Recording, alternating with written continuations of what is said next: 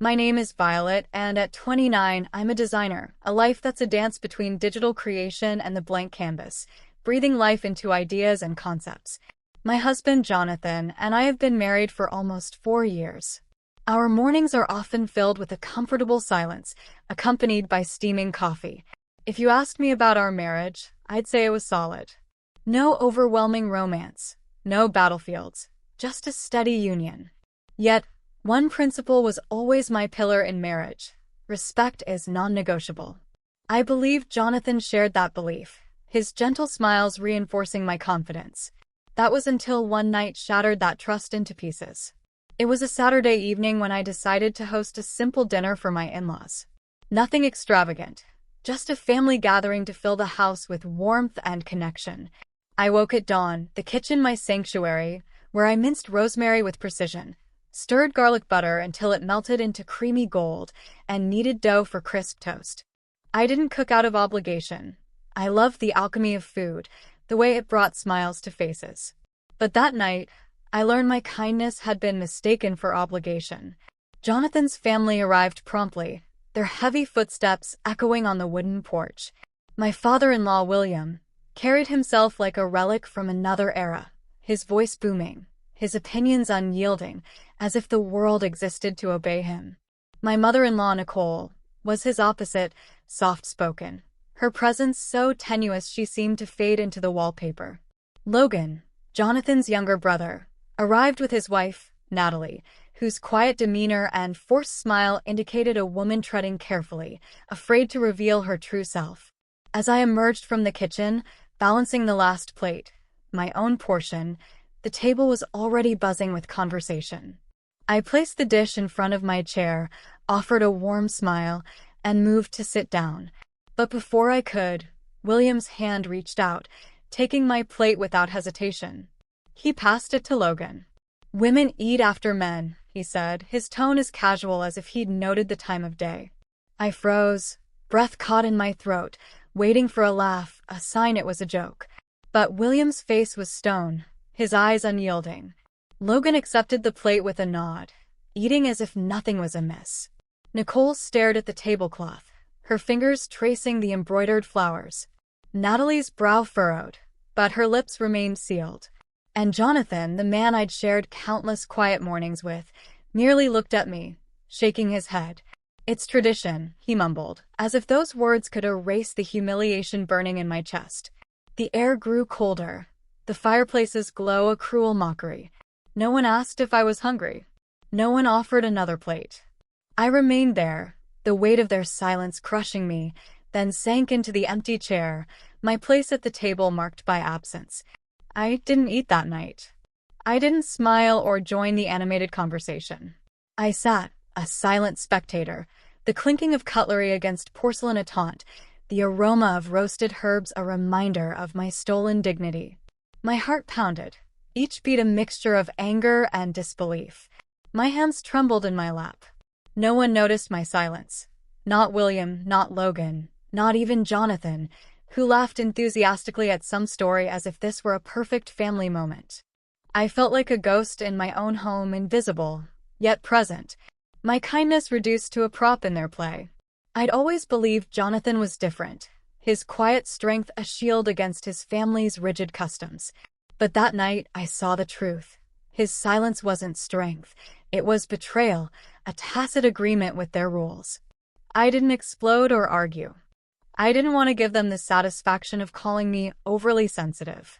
Instead, as the evening wound down and the dishes piled up, a plan took root, a silent rebellion scheduled for the following Sunday.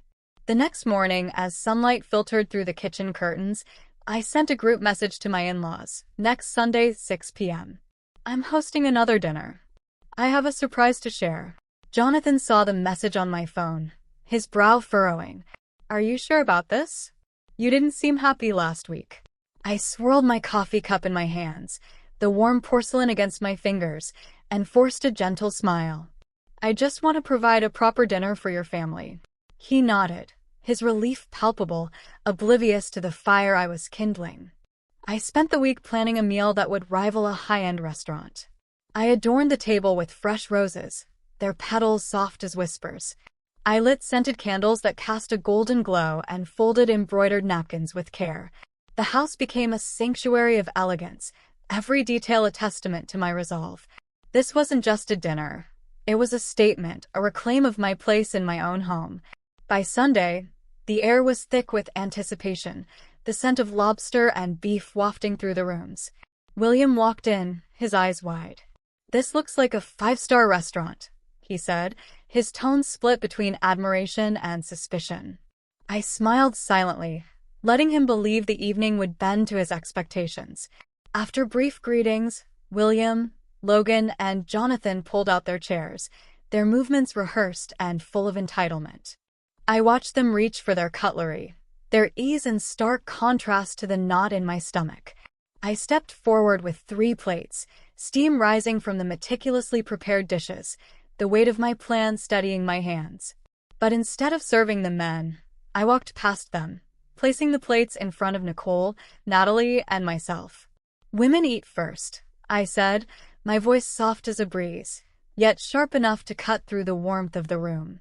The table fell silent, the air thick with shock. William's eyebrow arched, his disbelief almost palpable. Logan glanced around, expecting someone to intervene. Jonathan froze, water pitcher in hand, his eyes wide. "What did you say?" he asked, his voice strained. I set down my plate, smoothed my napkin onto my lap, and met his gaze. "It's tradition, right? Women eating after men is just one part. Tonight, we're starting a new part." William's jaw tightened, his chair scraping lightly against the floor. "We don't play these silly games." I cut into the filet mignon, the knife sliding effortlessly, and took a slow, deliberate bite, the savory warmth grounding me. "Silly? Then why was it fine when my plate was taken last week? Why did no one speak up?" The question hung unanswered, a challenge in the silence. Natalie glanced at Logan, then quickly away, her fingers trembling. Nicole, with shaking hands, picked up her fork without waiting for William's approval, a small seismic shift. Jonathan exhaled sharply, dropping the pitcher. "Violet, you're making everyone uncomfortable." I held his gaze, my voice calm, but unwavering. "I was uncomfortable last week, Jonathan. Sitting here, watching everyone eat the meal I spent all day cooking, treated as if I didn't exist. So, tonight we're trying something new." The tension was a living thing, coiling around the table. But then Natalie let out a small, genuine laugh, her eyes meeting mine with a flicker of gratitude. The 3 women ate, each bite a silent rebellion, the flavors rich and defiant on our tongues. The men sat, their discomfort mounting, their forks idle.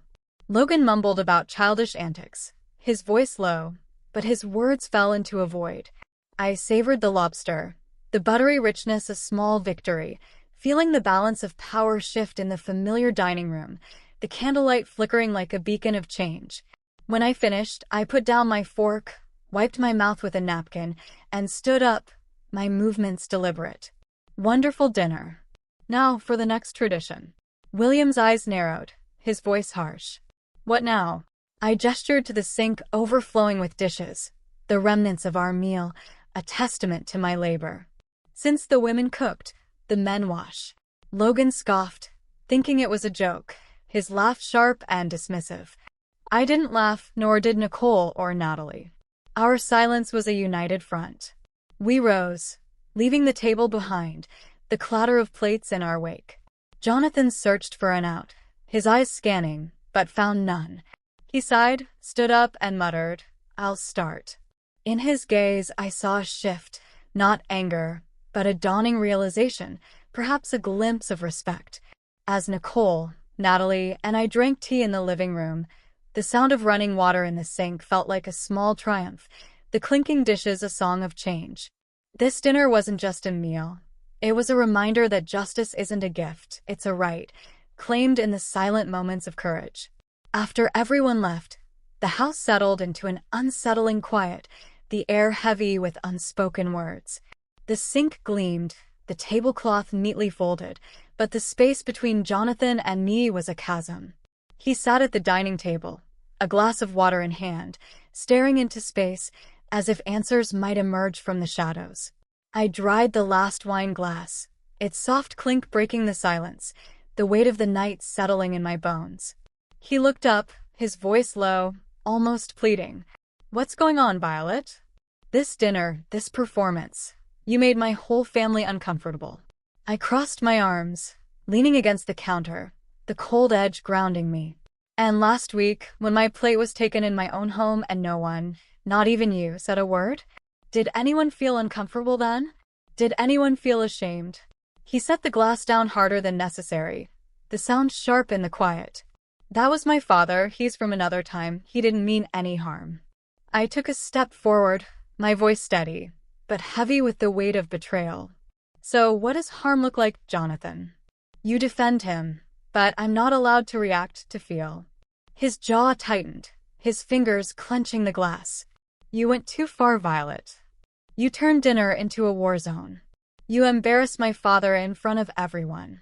I met his gaze, my heart aching, the sting of his words cutting deep. If he saw nothing wrong in taking my plate, why was it an insult when I did the same back? He leaned back in his chair, rubbing his temples, searching for a way to escape the truth. "That's not how you handle things. You didn't need to retaliate." I clenched my fists, my nails digging into my palms, the pain grounding me. It wasn't retaliation. It was a mirror. I showed them what it's like to be dismissed, to be erased in your own home. He looked up, his eyes a storm of confusion and frustration. "Violet, you're changing." I gave a faint, bitter smile, the taste of it sharp. "No, Jonathan. I'm just tired of pretending that injustice is okay." He said nothing, the silence stretching between us, the wall clock ticking, each second a step further, a countdown to something undefined. From that day forward, a subtle yet undeniable distance grew. Jonathan left for work earlier, his footsteps silent as he departed at dawn. He returned later, the door closing long after the streetlights gleamed. When I spoke to Natalie or Nicole on the phone, he found reasons to leave the room, to grab a drink, check his emails, anything to avoid the truth. Whenever I touched on that night, he retreated, his silence a wall I couldn't breach. One evening, as I was doing dishes, the soapy water warm against my hands, he stood behind me, his voice tired. "You talk to Natalie all the time. Are you trying to turn her against Logan?" I dropped the glass, the clink sharp, and turned to face him, water dripping from my fingers. "I'm not turning anyone against anyone. If she needs someone to listen, I'm there. Is that wrong?" He shook his head, frustration etched on his face, his eyes weary. "She's my brother's wife. You shouldn't meddle in their marriage." I looked at him, the weight of his words settling, each one a small betrayal. "And me? I'm your wife. Are you defending me when you let me feel like a stranger in my own home?" The question hung unanswered, a chasm between us. He turned and walked upstairs, his footsteps heavy, leaving me with soapy hands and a growing sense of loss. Jonathan wasn't cruel, but he was bound by silence, his mother's, Natalie's, and now mine. I wasn't made to be silent forever, and perhaps that terrified him. 3 days after that dinner, my phone lit up at 11 p.m., the screen glowing in the dark. Natalie's name flashed, a rare late-night call. She usually sent polite texts after family gatherings, brief and cautious. I answered immediately, my heart quickening. "Violet." Her voice was so soft I pressed the phone to my ear, straining to hear. "What's wrong? Are you okay?" Silence stretched, then a shaky breath, as if she were gathering courage. "I don't know where to start, but I need to talk before I convince myself I'm imagining everything." I sat on the couch, the side lamp casting a warm glow across the room, its light a small comfort. "I'm listening." Her words came hesitantly, each one a confession ripped from deep within her. I know. Logan is controlling my life. Little by little, so slowly I didn't realize it." Her voice trembled, and I pictured her nervous glances at family dinners, her forced smiles masking a silent fear. "Can you tell me more?" I asked gently, my voice soft, but firm. "He doesn't yell or break things," she said, her words cautious as if testing their weight. But a look, a frown, and I shut down. "I'm not allowed to wear what he doesn't approve of. He chooses my lipstick, even my shoes. My friends, there are barely any left. They don't visit because of his glares. And Nicole, she always sides with him, as if it's my duty to obey. I listened, my heart aching as she poured out years of silent suppression, her voice cracking with the weight of the truth. Last week, she said, her tone breaking, when you took William's plate and gave it to me. I froze. I'd never seen anyone do that. For a moment, I felt relief, as if I could be the one to stand up. I imagined myself grabbing that plate, reclaiming my place. I pressed my lips together, her tremor echoing in my chest, a mirror of my own hurt from that night. Since then, I've been wondering, am I crazy for thinking this is wrong? Am I selfish for wanting to choose for myself? No, Natalie, I said, my voice firm, cutting through her doubt. You're not crazy, and you're not selfish. You're human. She whispered, her voice barely audible. I think you're brave. I want to be like you, but I'm so scared. I leaned back, staring at the ceiling, the memory of my own fear flooding me, the weight of silence in my kitchen, the sting of being invisible. Do you want to leave? I asked, my voice gentle, yet direct. I don't know, she said, her words trembling. Part of me wants to run, but another part thinks Logan will tell everyone you influenced me, that I'm disobedient, that you poisoned me. You don't have to listen to them, I replied, my voice steady. You're seeing the truth, and that's what matters. My door is always open if you need a place to think or stay. She was silent, then whispered, Thank you, Violet. I'm not ready to leave, but I'm not alone anymore. I hung up, my heart heavy, but resolute, the weight of her words settling in my chest. Natalie's confession was the first tremor of change in a family bound by silence, a crack in the foundation. I looked out the window, moonlight pouring onto the lawn, casting long shadows. Silence was no longer an option. Not for me, not for her. I stood there, the quiet of the house embracing me, and felt a spark of hope, fragile but fierce. On a gloomy Tuesday, Natalie arrived at my house, the sky heavy with the threat of rain, the air thick with the smell of damp earth. Her face was pale, a small suitcase and a tote bag filled with clothes clutched in her hands. Her eyes were red, but dry, exhaustion etched into every line on her face, as if she had been running from a storm. I don't know how much longer I can take it, she whispered as I pulled her inside, closing the door against the chill. I hugged her tight, feeling her tremble, her body taut with the weight of her decision. You don't have to take it anymore, I said, my voice soft but certain. She sank onto the couch as if the strength that had brought her there had finally drained. I handed her a glass of water, its coolness a small anchor, and made up the guest room with soft blankets and clean pajamas, each fold a gesture of care. I cooked a simple dinner, vegetable soup and warm bread, the kind that warms the soul, steam rising like a promise of safety. Over dinner, she spoke, her voice low, each word a step toward freedom. I went to a law firm to ask about divorce, just to ask questions. But Logan found the pamphlet in my purse. He went crazy, accused you of poisoning me, took my phone, read our messages, made me swear not to talk to you. I was terrified. I knew if I didn't leave right then, I'd lose myself completely. I squeezed her hand, the warmth of her skin grounding me. You did the right thing, Natalie, I said, my voice firm, though my heart ached for her pain. Hours later, at 10 p.m., the doorbell rang, its steady chime cutting through the quiet, a sound that sent a chill down my spine. I peered through the side window, the porch light casting harsh shadows. Logan stood rigid, his eyes burning with fury, a statue sculpted from rage. William was beside him, hands in his pockets, his gaze as heavy as the storm clouds gathering outside. Natalie trembled behind me, her breath shallow. No, they found me, she whispered, her voice breaking. I turned to her, my hand on her arm. You don't have to open the door. You don't owe them anything. Jonathan emerged from the bedroom, his pajamas rumpled, his face shifting from confusion to alertness as he sensed the tension in the air.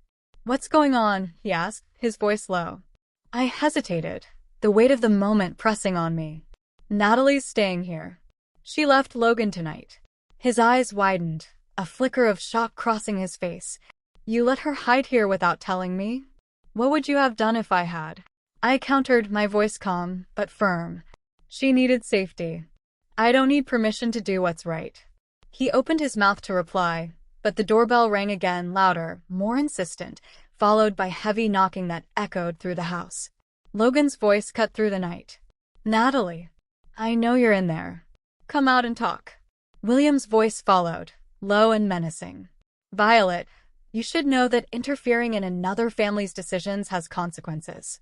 I gripped the doorknob, my knuckles white, bracing myself against the rising tide of fear. Jonathan touched my shoulder, his hand warm, but uncertain. I'll talk to them. I shook my head, my resolve hardening. They came for me. I won't hide.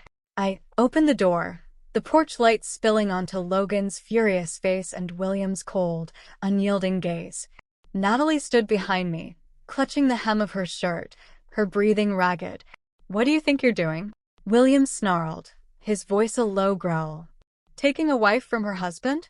You're destroying this family. I kept my voice steady, though my heart pounded. No one is destroying anything. Natalie needed space to think. No one can force her back to a place where she's afraid. Logan took a step forward, his eyes bloodshot, his voice trembling with rage. You're my wife. You can't just disappear like this. He pointed at me, his fingers shaking. She's filling your head with lies. Jonathan stepped to my side, his voice firm. Logan, back off.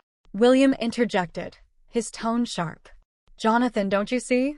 She's poisoning this family, making your brother lose his wife, silencing your mother, making you question your own blood. I met William's gaze, my voice calm, but cutting. If the truth is poison, perhaps this family has been sick for a long time. His face contorted, every muscle tense with anger. My son doesn't need a wife like you. I remained silent, refusing to give him the reaction he wanted. Natalie stepped forward, her voice trembling, but clear, a spark of courage igniting. If your family can't accept that I have the right to think and choose for myself, then maybe I don't belong in it. Logan's face contorted, his shock palpable, his control slipping. William stepped closer, his voice sharp as a blade. What did you just say? Natalie took a deep breath, rising to her full height, her eyes meeting his without flinching. I'm getting a divorce. Her words fell like thunder, heavy and undeniable. William laughed, a short, bitter sound. No woman in this family divorces. It's your duty to keep the family together, not break it apart. Natalie didn't back down, her voice steadying with each word. I tried for years, but a family cannot survive when one person is suffocating every day. Logan clenched his fists, stepping forward, his voice low and dangerous. You can't make that decision on your own. I've been silent for too long, Logan, Natalie countered, her voice trembling slightly, but unwavering. Now I'm making decisions for myself. William turned to Jonathan, his eyes seeking an ally, his voice heavy with expectation. Don't you see what happens when women think they can do what they want? Get out of this house before you get dragged down too. I stood still, breath held, waiting. This was Jonathan's moment, the choice that would define us. He looked at Natalie, his face pale, but resolute, then at me, his eyes searching mine. He took a deep breath, as if pulling the words from somewhere deep and buried. I'm not going anywhere. William's eyes widened, aghast. What did you just say? Jonathan's voice grew firm, each word deliberate. I've been silent for too long, let things go unchecked. But tonight, seeing Natalie's fear, seeing how you look at my wife, I realized something. Violet isn't destroying this family. She's exposing the cracks that were always there. William snarled, his voice low and furious. She's turning you against your own father. Jonathan shook his head, his gaze steady. You turned your back on respect a long time ago. I'm just stepping out of the darkness. Logan stared at him, mouth agape, stunned by his brothers speaking against their father. Natalie let out a long breath, as if releasing a weight she'd carried for years. William's face turned red with rage, his voice a low growl. If you leave this family, don't expect to come back. Jonathan didn't answer, his eyes unwavering, his resolve clear. I stepped forward, stood by his side, and gently took his hand. For the first time in a long time, he didn't pull away, his grip warm and firm. William and Logan turned, their footsteps heavy on the porch, the car door slamming shut with a finality that echoed through the night. The tail lights faded into the darkness, leaving only the sound of the wind rustling through the trees. The house fell silent, the weight of the confrontation settling around us. Natalie sank onto the sofa, her hands covering her face, her shoulders shaking with silent sobs. I handed her a glass of water, its coolness a small comfort, and placed my hand on her shoulder, feeling the tension in her body. Jonathan stood by the window, staring into the night where his father's car had disappeared, his face a mixture of loss and clarity. I walked over, my voice soft. "Are you okay?" He didn't answer immediately, his eyes distant. After a moment, he said quietly, "I don't know. I lost something tonight, but at the same time, I feel like I found something more." "You found the truth," I said, nodding gently. "It won't be easy, but it's a start." That night, we didn't sleep much. The house enveloped in a silence that was no longer oppressive, but raw, filled with the clarity of truth. The air felt different, as if the very walls had exhaled, releasing years of unspoken tension. I lay awake, moonlight filtering through the curtains, and felt a quiet strength growing within me. The storm was far from over, but I was no longer alone in it. 3 months later, Natalie officially filed for divorce, her decision a hard-won victory, but a victory nonetheless.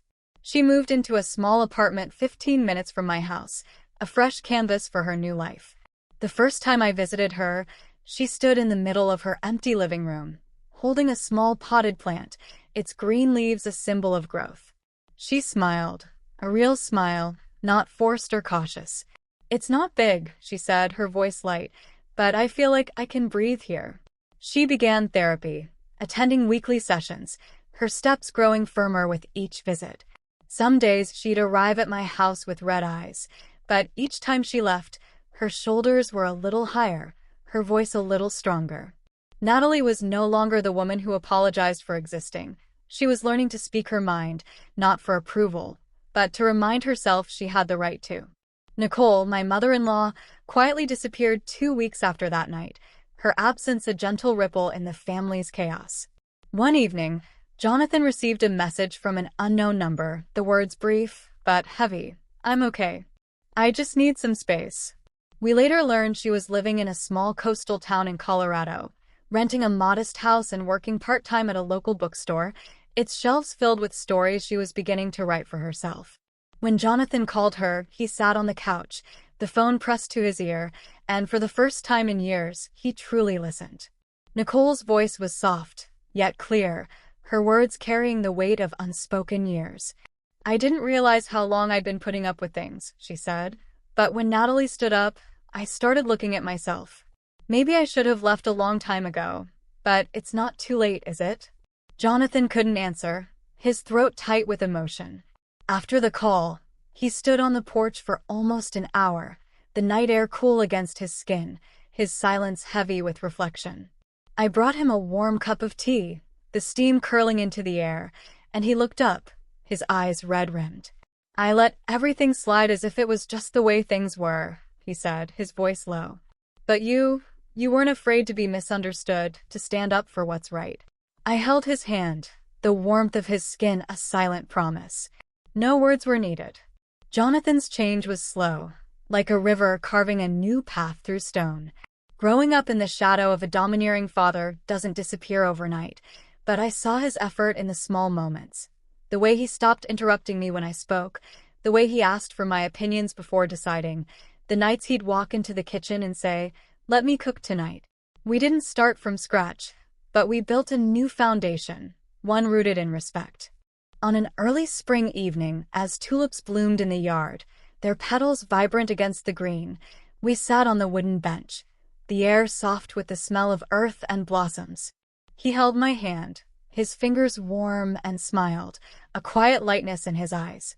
"I used to think I'd lost my family," he said, his voice steady. "But it turns out I just lost what was false." I rested my head on his shoulder, the sky tinged with gold, the horizon gleaming with possibilities. We don't have to cling to what suffocates us just to call it family, I said, my voice soft but certain. A gentle breeze swept by, carrying the promise of spring, and in that moment, I felt truly free. My home was no longer a place where I held my breath, tiptoeing around judgmental glances or waiting for a plate that never came. It was a refuge where Natalie showed up with freshly baked cookies, their sweetness filling the air, where Jonathan and I cooked together, our laughter mingling with the clatter of pots, where we shared peaceful silences, no longer heavy with unspoken truths. I, Violet, was no longer the woman sitting empty-handed in her own home.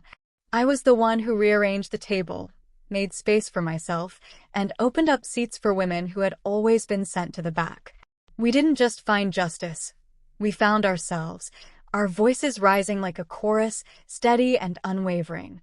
From my story, I learned that silence is never the answer when facing injustice. Sometimes, to change an outdated and broken system, you need to be brave enough to speak up, even if it means standing alone against those you love. I didn't just reclaim my voice. I helped Natalie and Nicole find theirs, their courage a ripple that became a wave. If there's one truth I learned, it's this: respect isn't something given. It's something you claim with every word, every choice, every stand. Thank you for listening to Violet's story. Tell us in the comments if you've ever felt belittled and disparaged. We'd love to hear your story. But remember, no one has the power to diminish you. You have your own light, and that alone is enough. If you like this story, please like and share this video so more people can be inspired, and subscribe to the channel for more emotional stories.